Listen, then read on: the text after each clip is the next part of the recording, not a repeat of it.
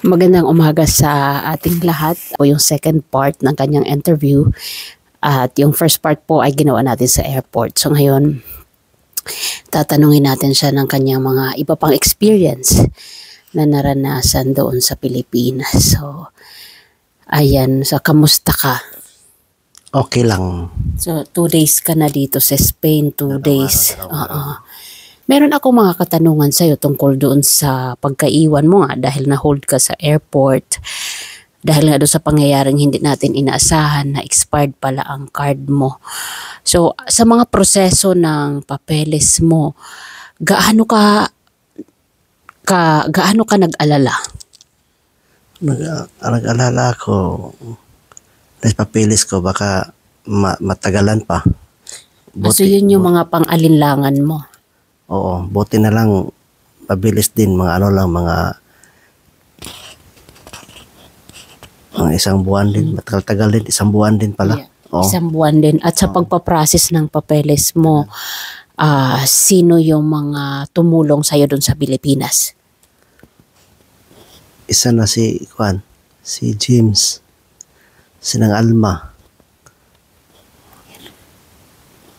Si Erwin din, Yan ang tumulong sa akin, yan ang sinasakyan ako ng motor Kasi kung mag-jeep ko, matagal makarating. Kasi panay hinto-hinto ang jeep, samantala ang motor, diretso-diretso. Kasi saglit na ako makarating doon sa Spanish Embassy. Kamusta yung experience? Kasi noong interview mo, nag-grab kayo. So, alin ang mas mahirap at na way of transportation? Yung pag-grab mo o yung nag-motor kayo? Alin doon yung mas mabilis? Mas mabilis yung motor kasi di na gaano na hinto-hinto. Kasi makalusot-lusot ang motor Tapos di kami dumadaan sa mga daanan ng mga jeep. Doon kami dumadaan sa mga area nga hindi madaanan ng jeep kaya mabilis lang makarating. Okay. So, kamusta yung experience mo sa pag-angkas kay Erwin na pinsan ko na isa sa mga tumulong sa atin at ano yung sasabihin mo sa kanya? Okay. Salamat Win dahil mabait si Erwin saka pag mag-drive sa safety. Saka dahan-dahan na siya magpatakbo, hindi siya magpabilis-bilis. Hindi siya abusado. Okay. Kaya bilib ako ni Erwin sa pag-drive. At kumusta yung banding ninyong dalawa? Okay lang. Masaya. Dahil mabait si Erwin Walang problema sa kanya. Kahit may trabaho pa siya na absent lang siya, parang ihatid pa ako sa pinuntahan namin. Nagsakripisyo talaga siya. So ngayon, dahil nga doon sa pagkaiwan mo sa airport, dahil hindi natin inaasahan na nag-expire yung card mo, which is ang immigration officer, yung isa nag-agree nga na ipag-go siya, ipa-travel siya, pero yung isa hindi. Ano yung pwede mong i-advise doon or sabihin sa ating mga opisyalis sa airport na nag-handle ng mga pasahero para sa check-in at sa pag-check ng ating mga travel documents? O dapat tingnan nila yung mga pasahero. Kung may trabaho, dapat ipatuloy nila paalis, di kay tigilin nila dahil kawawa yung kasama nga may trabaho. Tapos yung isa naman wala naman trabaho. Walang problema yun. Yan lang. Tapos ngayon, sa pangalawa mong flight kasi naka-experience ka naman na i-hold ka na naman ulit dahil hinihingian ka ng return ticket. Ano yung pwede mong ipayo doon sa ating o sabihin o ikomento doon sa ating mga immigration officer o doon sa check-in crew na siyang nag-hold sa'yo? Wala akong dahil di ko man alam din nga mayroon pa problema yung ticket.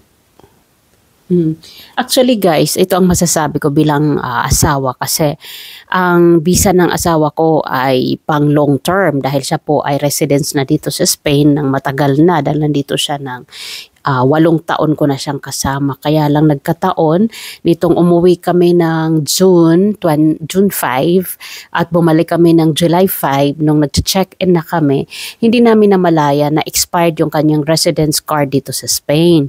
Pero doon sa experience namin na nung nag-check-in kami, yung isang immigration officer gusto siya i-go, ipa-travel daw siya going to Spain, which is sabi nila is hindi naman daw ito working residence siya dito, so bakit daw nila hihigpitan. Pero yung isang officer talaga ayaw siyang payagan, kaya hindi tatali yung opinion ng dalawang immigration officer, check-in crew na nag-ano sa amin, na nag-attend. So yun ang nangyari guys, is naiwan si Mister sa Pilipinas at bilang Spanish citizen ako dito sa Spanya, so prinasis po namin muli ang kanyang mga documents para maka-travel back to Spain ulit siya. Kaya ang nangyari guys, it takes 3 months for us is the documents, kasi dahil nagkataon na ang Spanish country dito sa Spain ay bakasyon.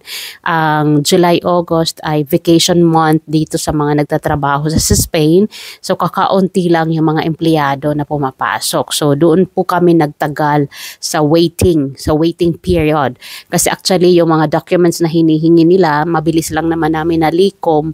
Doon lang kami talaga nagtagal sa waiting period ng mga papeles bago ilabas doon sa mga pinagsubmitan namin. So ngayon, nung nangyari guys is naayos na natin, to shorten the story, nagkaroon na si Mr. ng appointment for visa appearance as Consulate Office of Spain in the Philippines.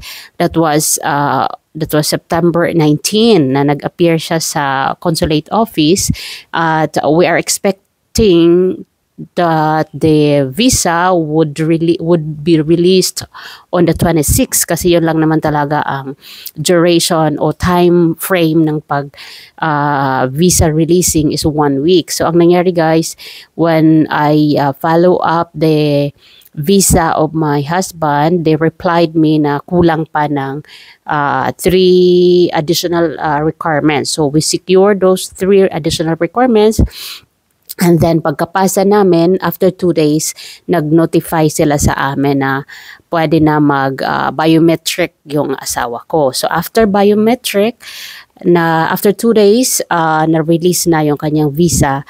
And to be exact, it was released on October 18, no? October 18. And then pagkakuha nila ng October 18, nakita namin ang kanyang travel, pwede na siya mag-travel ng October 20. Kaya nakaalis siya ng Pilipinas muli noong October 23. Kaya lang guys, pagdating sa airport, na-hold na naman ulit siya kasi hinanapan siya ng return ticket. So, nataranta naman kaming lahat, lalo na si James dahil siya ang naghati doon hanggang loob ng airport, na bakit hihingian ng return ticket na ang asawa ko ay permanent residence na dito sa Spain, kasi nga he's been with me for 8 years. So ito po yung mga experience na sinishare namin sa inyo guys, sakaling mangyari yung nangyari sa amin, toka madera or knock on the wood, na sana hindi naman mangyari, pero yan ang naging experience namin. So ngayon na nandito na siya, gusto namin magpasalamat sa mga tumulong sa amin. Unang-una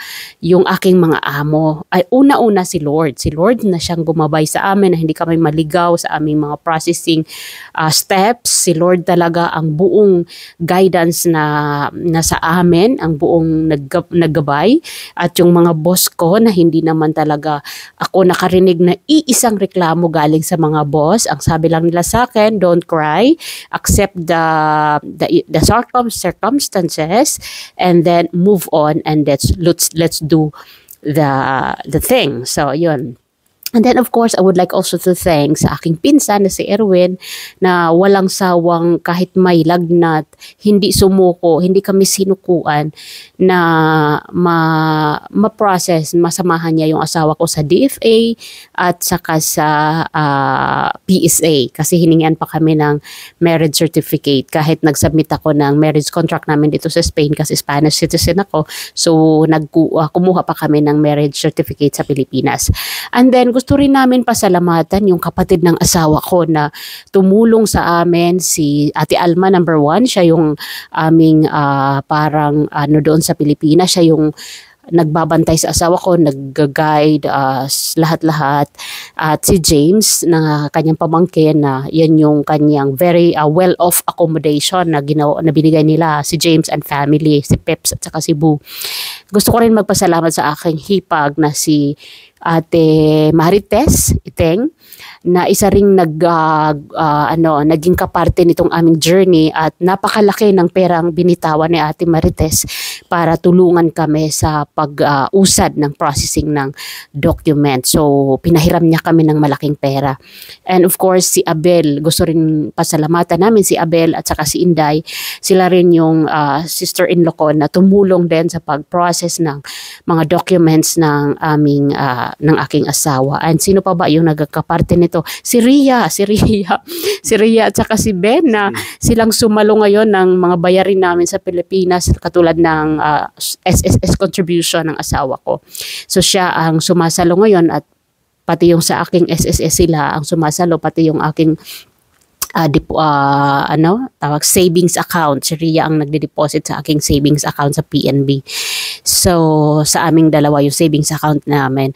So yung mga taong naging bahagi nito, sila Daddy syempre, at yung mga kapatid ni Bihot, lahat nagdarasal, kaming lahat tulong-tulong, nagpray. Sila Ate Mercy, lahat kami all in one kami na nagdasal.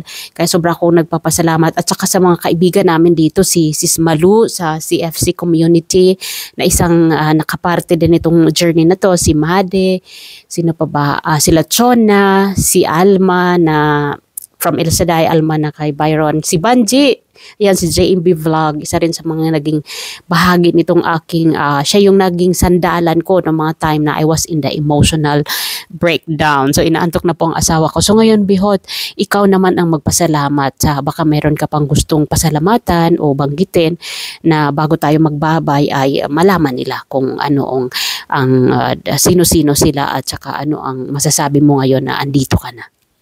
Ay, salamat sa Lord. Tapos kay James, number 1 si James, siya yung nag-ano sa akin pag exercise, siya nag-assist. Tapos ng Alma. Tapos silang daddy silang suporta sa akin nga mag-exercise ko kay para mo pumayat daw. Si Ate Marites. Sa Ate Iting. Si Abel. Tapos si Ria. O si Ben. Si Erwin. Yan lang. So yeah, maraming salamat sa inyo, at of course ang aking mga pamilya dito sa Spain, sila auntie na doon kami ngayon magla-lunch kasi inimbita kami at first time namin siya, first time si Bihot makikita para sa kanyang second coming dito sa Spain. So and of course dito sa bahay na to na aming tinitirhan, gusto rin namin pasalamat sa kay matanda na overwhelm ang kanyang pag-accept, mainit na tinanggap ang aking asawa. So bye-bye for now, at yan nga, ang asawa ko ay nandito na happy at pumaya talaga. So tayo ka nga Bihot para makita nila wala ka ng tiyan. Ayan na po siya, wala na. 86 dati yan, at lang laki dati ng tiyan. Ngayon wala na. So yan po. Pwede na natin masabi talagang nag-work ang kanyang pag-exercise. So gayahin nyo yung kanyang exercise, walang gastos, baba-akyat lang sa hagdanan. So thank you everyone, especially sa Team Waray na hindi nagsasawa sa pagsuporta ng aking mga vlog, at yung mga iba naming mga supporters na hindi Team Waray ang logo pero andyan pa rin sila. So thank you everyone, and I'll see you again on my comeback sa aking interview. Bye for now.